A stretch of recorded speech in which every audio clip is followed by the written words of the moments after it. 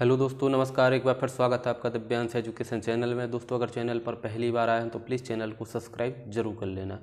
दोस्तों, बहुत से भाई बहनों के कमेंट आते हैं कि सर मेरी बहुत कम उम्मीद है वर्ग 3 सेकंड काउंसलिंग में होने की, तो मैं क्या करूं, मुझे क्या करना चाहिए, मेरा हो पाएगा या नहीं हो पाएगा।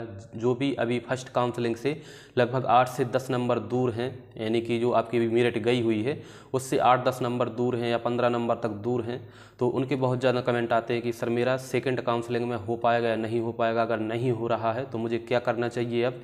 और बहुत से लोगों के कमेंट आते हैं वर्ग 1-2 वालों के कि सर थर्ड काउंसलिंग होगी या नहीं होगी वर्ग 1-2 में, और सेकंड काउंसलिंग होगी तो सेकंड काउंसलिंग कब तक हो सकती है। इस प्रकार के बहुत से लोगों के जो है कमेंट आते हैं। तो दोस्तों, मैं आपको बताना चाहूँगा एक छोटे से वीडियो के माध्यम से कि अगर आपका सेकंड काउंसलिंग में अभी चांस नहीं है, यानी कि आप 8, 10 या 15 नंबर तक दूर हैं, तो आपको क्या करना चाहिए दोस्तों, ज़्यादा से ज़्यादा अभी प्रयास करना चाहिए कि पद वृद्धि हो सके। क्योंकि दोस्तों एक पद वृद्धि ही एक प्रकार का एक रामबाण है, जिसकी वजह से आपकी जो है अभी मतलब नौकरी लग सकती है।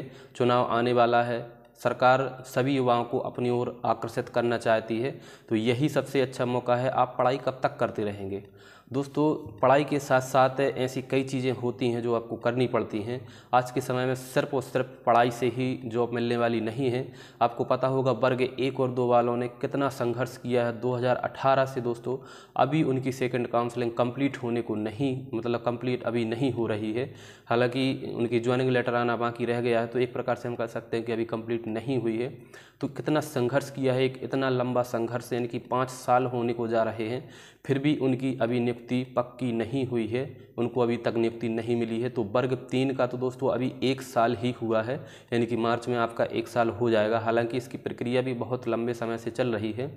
तो दोस्तों सिर्फ पढ़ाई ही नहीं है कि पढ़ाई की वजह से ही आपको मतलब नौकरी मिल सकती है। हालांकि जो सबसे ज़्यादा मतलब महत्वपूर्ण योगदान रहता है वह पढ़ाई का ही है। तो पढ़ाई के साथ साथ में आपको आंदोलन, धरना, प्रदर्शन भी करने पड़ते हैं। आज का समय रह गया है कि अपनी मांगें पूरा करवाने के लिए आपको अगर जॉब चाहिए है तो सबसे पहले आपको तो नोटिफिकेशन के लिए आंदोलन करना पड़ता है। नोटिफिकेशन आने के बाद में फिर एग्ज़ाम लेने के लिए आंदोलन करना पड़ता है।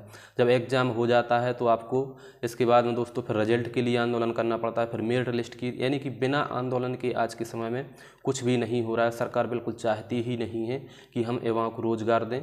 तो अब दोस्तों वह समय आ गया है, अब सरकार को ज़रूरत है आपकी, और आपको ज़रूरत है एक नौकरी की। तो आपको क्या करना होगा दोस्तों, जिनके कम नंबर हैं, जिनका सेकंड काउंसलिंग में अभी लग रहा है उनको कि मेरा नहीं होगा, बहुत से लोग ऐसे हैं जिनके 2 नंबर है, 3 नंबर है, 4 नंबर से रह गया है और उनको लग रहा है कि मेरा हो जाएगा वेटिंग में, तो अब वो क्या है बिल्कुल शांत बैठ गए हैं।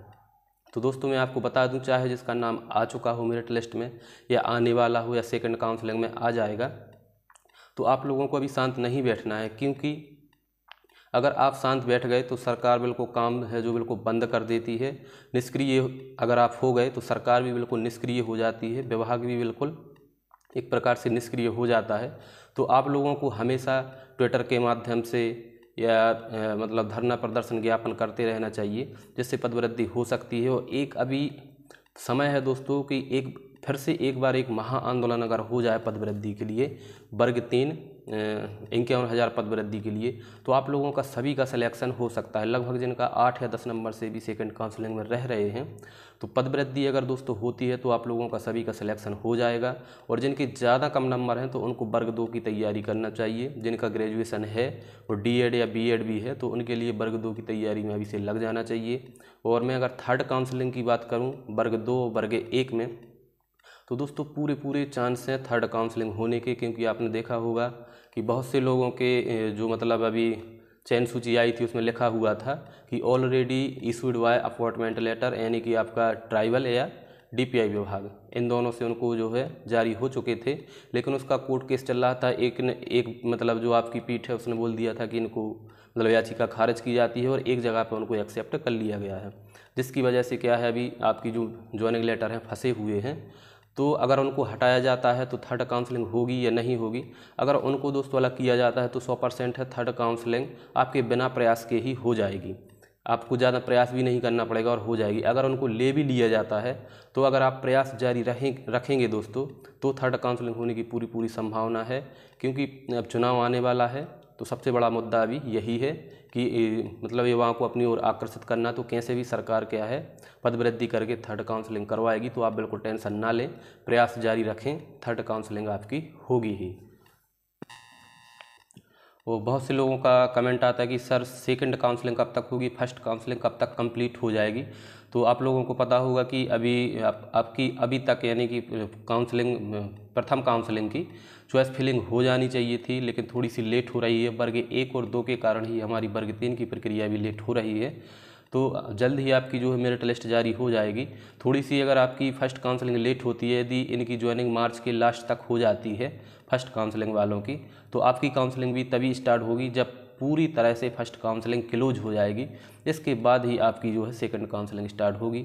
तो आपकी सेकंड काउंसलिंग डिपेंड करती है फर्स्ट काउंसलिंग पर। अगर मार्च में पूरी कंप्लीट हो जाती है फर्स्ट काउंसलिंग की भर्ती, तो मार्च के मतलब जैसे ही कंप्लीट होती है 2-4 दिन बाद आपका नोटिफिकेशन आपको देखने को मिल जाएगा। तो आप टेंशन ना लें, सेकंड काउंसलिंग तो होना ही है, 100% क्लियर है कि होना ही है। तो ज़्यादा लेट नहीं होगी, ज़्यादा से ज़्यादा मार्च अप्रैल यानी कि नए सत्र तक ये लोग ले जा सकते हैं। तो नए सत्र से आपकी सेकंड काउंसलिंग भी स्टार्ट हो जाएगी, लेकिन आपकी सिर्फ और सिर्फ होगी अभी अगर आप प्रयास नहीं करेंगे तो लगभग वही 10,000 पदों के आसपास आपकी सेकंड काउंसलिंग होने वाली है। तो अगर आप प्रयास करेंगे तो लगभग आपकी जो सेकंड काउंसलिंग है 25,000 पदों पर, जैसे कि फर्स्ट काउंसलिंग आपकी लगभग 18,000 पदों पर हो रही है, ऐसे ही 20-25,000 पदों पर आपकी सेकंड काउंसलिंग हो सकती है वर्ग 3 की। तो आपको प्रयास जारी रखना होगा। पढ़ाई के साथ साथ आपको कभी कभी समय अगर बुलाया जाता है तो आपको आंदोलन में भी जाना चाहिए, क्योंकि वह भी एक आपके मतलब नौकरी लेने का एक अहम हिस्सा बन गया है। तो आपको उसमें भी जाना बहुत ज़रूरी है। तो दोस्तों जिनके कम नंबर हैं, अगर बहुत ही ज़्यादा कम नंबर हैं, तो उन लोगों को क्या करना चाहिए, बुलाए जाने पर उनको 1 या 2 दिन का समय निकालकर आंदोलन में जाना चाहिए। सिर्फ पढ़ाई करते करते आपकी नहीं तो ऐसे ही मतलब लाइफ निकल जाएगी, एक एज निकल जाएगी। इसके बाद में आपकी डिग्रियां रखी रह जाएंगी। तो आपको थोड़ा सा अपने हक के लिए भी लड़ना सीखना चाहिए पढ़ाई के साथ साथ में। और कुछ लोग बोलते हैं कि पदवृद्धि नहीं होगी, सिर्फ इतने ही पदों पर जो है आपकी काउंसलिंग होगी, तो ऐसा नहीं है। पदवृद्धि होगी, वर्ग 3 में 100% क्लियर है कि पदवृद्धि होगी, लेकिन पदवृद्धि करवाने वाला होना चाहिए। सिर्फ 40 या 50 लोगों के जाने से पदवृद्धि नहीं होगी। लगभग कम से कम कोई भी आंदोलन होता है तो 1000, 2000, 3000 तक स्टूडेंट्स होना चाहिए, तभी आपकी सरकार मांगों को सुनती है और पदवृद्धि के लिए भी तभी आपकी पदवृद्धि हो सकती है। तो दोस्तों अगर आपको इन्फॉर्मेशन अच्छी लग रही है तो प्लीज़ चैनल को सब्सक्राइब जरूर कर लेना। धन्यवाद। और बिल्कुल टेंशन ना लें, वर्ग 3 में पदवृद्धि होगी, सेकंड काउंसलिंग भी होगी और वर्ग 1 और 2 की थर्ड काउंसलिंग भी होगी। दोस्तों सिर्फ और सिर्फ आप लोग जहाँ भी धरना प्रदर्शन होते हैं वहाँ पर जाते रहें, जागरूक रहें, तभी आपकी थर्ड काउंसलिंग हो पाएगी और आपकी सेकंड काउंसलिंग में पदवृद्धि भी तभी हो पाएगी। तो दोस्तों मिलते हैं बहुत ही जल्द अगली वीडियो के साथ में। जब तक के लिए बहुत बहुत धन्यवाद।